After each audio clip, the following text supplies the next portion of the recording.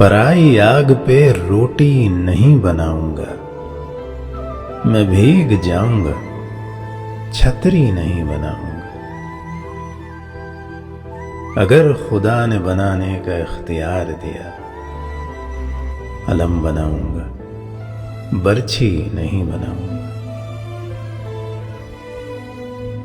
फरेब दे के तेरा जिस्म जीत लूं, लेकिन फरेब दे के तेरा जिस्म जीत लूं, लेकिन मैं पेड़ काट के कश्ती नहीं बनाऊंगा।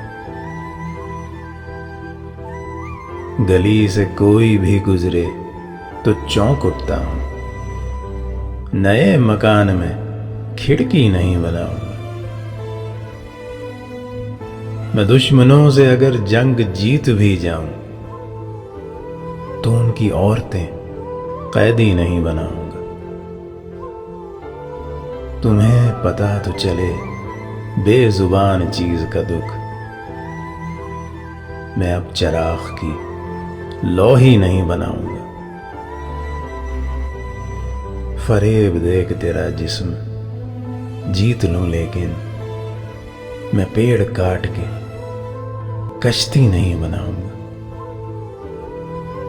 एक छोटी सी कोशिश अदबी लोग की जानिब से, अगर आपको पसंद आई तो सब्सक्राइब कीजिए और हमें सपोर्ट कीजिए। बहुत शुक्रिया।